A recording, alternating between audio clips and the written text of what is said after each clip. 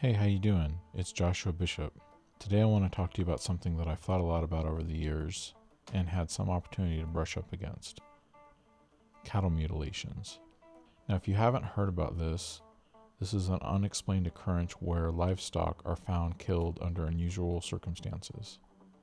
All around the world, different types of animals have been found killed and mutilated, often bloodless and missing parts of their body, particularly mucous membranes.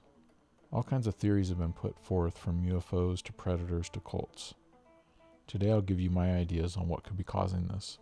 There are some instances of this happening back in history all the way to the 1600s, but I'm only going to talk about the more modern examples, starting with the horse mutilation that occurred in 1967 in Alamosa, Colorado. The horse was found partially skinned, no blood, and a strong medicinal odor in the air. It should be noted that Alamosa, Colorado is only just 2 hours away from Los Alamos National Laboratory and only about 2 hours away from Dulce, New Mexico. This will be important later on in this discussion. In the 1970s, there were mutilations reported across the country from Kansas and Nebraska, with a large number occurring along the New Mexico-Colorado border, especially around the Archuleta Mesa and Dulce, New Mexico areas. There have been cases reported across the world of cattle mutilations ever since. In one case, documented by New Mexico police and the FBI, an 18-month-old bull belonging to Mr. Manuel Gomez of Dulce, New Mexico, was found mutilated on March 24, 1978.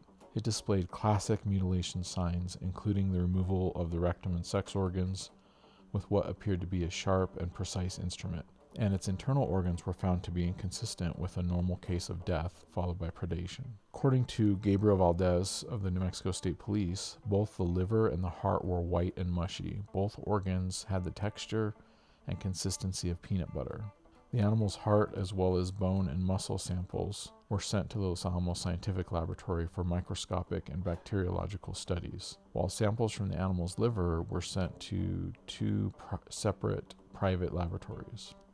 Los Alamos detected the presence of naturally occurring Clostridium bacteria in the heart, but was unable to reach any conclusions because of the possibility that the bacteria represented post-mortem contamination. No microscopic changes of pathological significance were found in the heart tissue. Some of the animals have been found to be tranquilized with various chemicals, such as succinylcholine, prior to mutilation. It should be noted that succinylcholine and tubocurarine are anesthetics used by the U.S. military on the battlefield, or at least have been in the past history. But before we go on, let's cover another topic.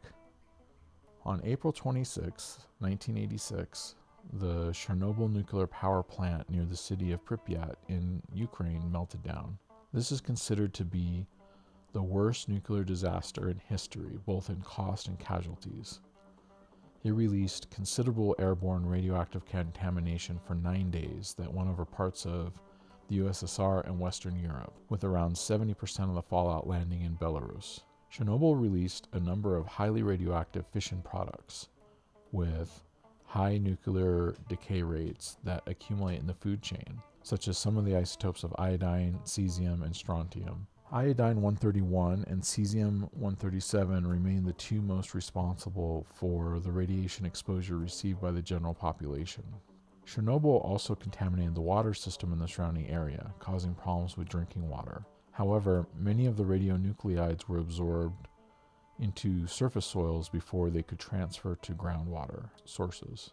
Bioaccumulation of radioactivity in fish resulted in concentrations both in Western Europe and in the former Soviet Union that in many cases were significantly above guideline maximum levels for consumption. Many domestic animals such as horses and cattle died from thyroid damage. Various countries in Europe saw their sheep and other livestock populations affected by things such as the sheep eating contaminated fungi, to having to control sheep movement, to ongoing radiation monitoring. 10 years after the disaster, sheep and whales were still failing radioactive tests, and it was only in recent years that they stopped testing them for contamination. Researchers testing milk from farms and homes in Ukraine discovered that the milk contained high levels of radioactive nucleus cesium-137, an isotope that sticks around much longer than some of the other explosion byproducts. Many people in the area that was studied keep cows for milk, and children are the main consumers of that milk. Though the level of soil contamination in the studied areas is not extremely high, radioactive cesium continues to accumulate in milk and other foods, such that the residents of these villages are chronically exposed to radioactivity that presents health risks to almost every system in the body, especially among children. In one study I read, it was stated that many governments conduct tests on cuts of meat from cattle to determine concentrations of radioactive cesium. Now, switching gears to another topic. In 2013, a documentary called Mirage Men came out. One of the things that this sort of dubious documentary talked about was a man named Richard Doty, who's a retired special agent for the Air Force Office of Special Investigation. He was stationed at Kirtland Air Force Base in Albuquerque, New Mexico, for a period of time when the cattle mutilations were going on. The story, as told by Doty himself, is that a scientist named Paul Benowitz, living in Albuquerque at the time, had inadvertently acquired information about a classified Air Force program at Kirtland. Benowitz was working on his PhD in physics and owned a successful tech company called Thunder Scientific, which did contracting with the Air Force and NASA on creating scientific instruments. His lab was right on the border of Kirtland Air Force Base. Benowitz had also been a pilot and served in the Coast Guard. He was interested in the recent cattle mutilations and also in UFOs. One night, he was outside stargazing and saw multicolored lights flying around Monzano Mountain on the Air Force Base. Incidentally, Monzano Mountain has an underground base inside it where the U.S. used to store nuclear weapons during the Cold War. He set up a surveillance platform with telephoto cameras and attempted to capture the activity. He thought they were extraterrestrial, and so he believed he was justified in watching them, even though he was essentially spying on a military base. He started using other devices and began to detect electromagnetic pulses coming from the base. In October of 1980, he informed Kirtland about his investigation and what he had found, and the Air Force Office of Special Intelligence sent Richard Doty to his home to interview him. After this interview, he was brought in to brief multiple department heads at Kirtland on what he had found. The staff at Kirtland encouraged him to continue his investigation and keep reporting to them. Apparently, the NSA was performing experiments on the base and wanted to know how Benowitz had picked up their signals, but they didn't tell him that. They didn't want him to know that what he was picking up was one of their projects. At this point, Doty began feeding disinformation to Benowitz to encourage him towards the UFO explanation of what he had seen and away from the classified government activities. The story says that the government gave him a computer that they said would help him in decoding the alien signals. Now, after they gave him this computer, they set up in a vacant house across the street from him and began beaming signals right into his array of receiving equipment. So they were feeding him the information that he thought was coming from the aliens. Through his various contacts in the UFO community, he became convinced that the aliens had an underground base under the Archuleta Mesa near Dulce, New Mexico. He may have gotten this feeling also from some of the signals that they were beaming into him. Richard Doty states in interviews that he encouraged Benowitz's belief in the Dulce base. The Air Force began hauling old equipment out to the Mesa, vehicles and structures, setting up fake vents to make it appear that a complex was built into the mountain. They deployed special forces to stand as if guarding the base, while having the Army conduct training exercises in the area. They created simulations of the lights Benowitz saw over Monzano. Benowitz began flying his own plane over the mesa to look for evidence of the story. Some versions of the story say that they used special military helicopters with lights added to them, made to look like UFOs and trick Benowitz. Some of the cattle mutilation incidents in the area were sometimes accompanied by reports of silent helicopters. In fact, the CIA used a helicopter called the Hughes 500P, also known as the Quiet One. It started off as an ARPA, now DARPA project, for quietly dropping off and picking up agents in enemy territory. It had extra rotors and special gears so that it could spin slower, which meant that it was quieter. Every noise source in the helicopter was analyzed to reduce it as much as possible. The Hughes also had changes to the tips of the blades, which reduced something called blade vortex interaction, which is one of the main causes of noise coming from helicopters. And this change would cause the helicopter to sound fairly radically different if you were underneath it than a normal helicopter. They added an engine exhaust muffler, lead vinyl pads to deaden noise, and a baffle for the air intake. These days there are more modern stealth helicopters, such as the MH-X that was used in the Bin Laden raid in Pakistan.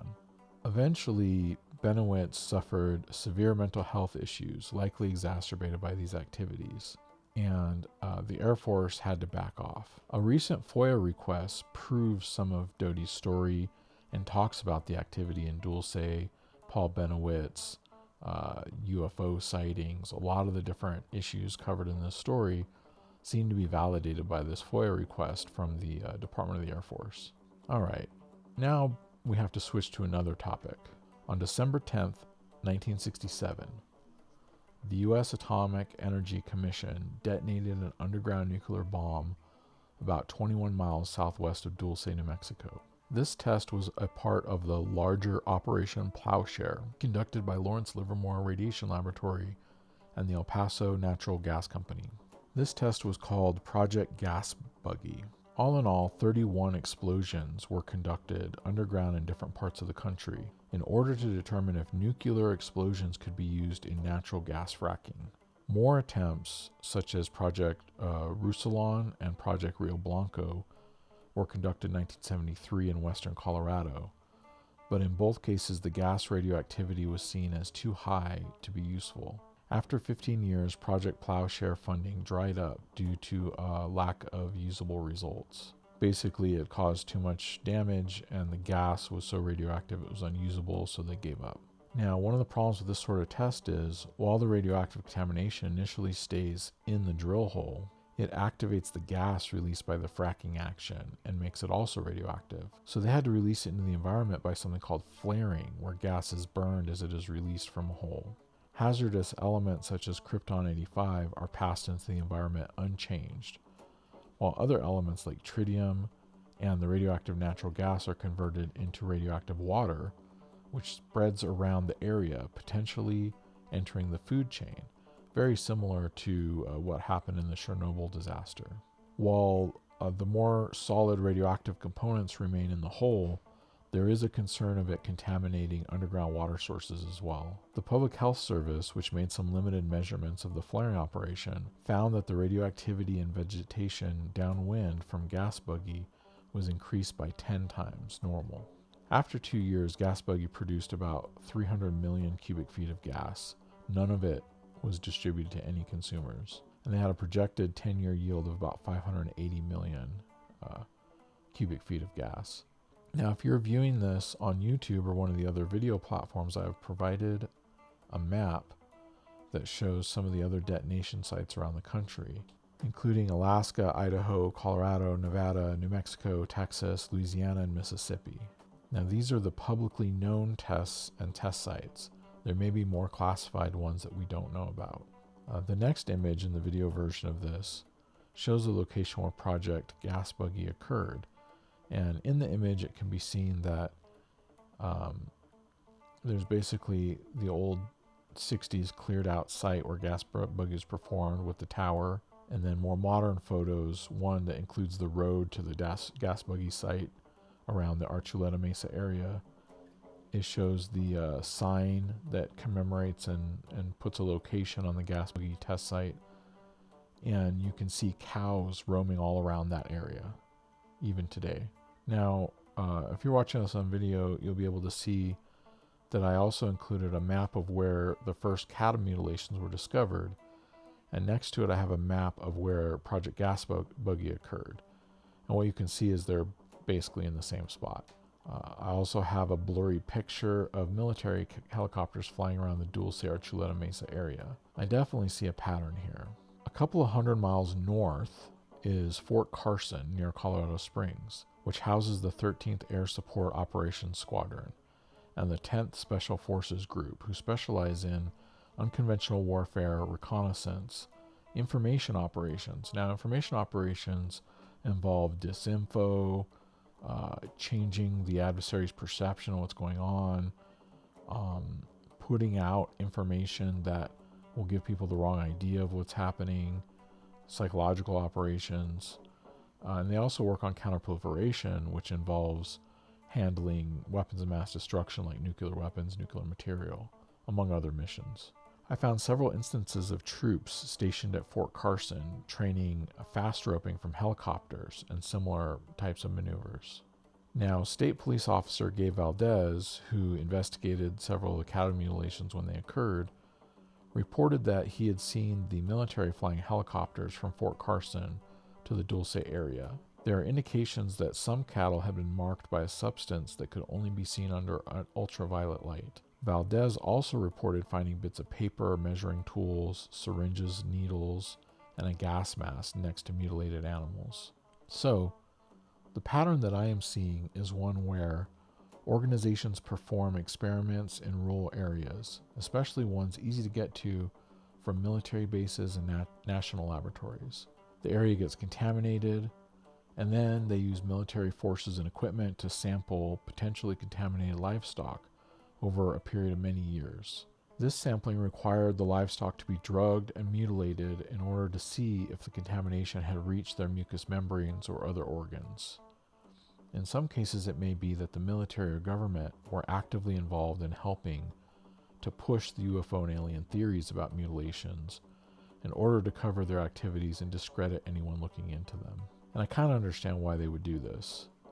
If you have contaminated large agricultural areas with tests that ended up not bearing any fruit, the public outcry could be intense.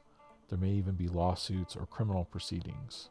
Now, while this theory doesn't explain every mutilation, I think it's plausible for at least some of them.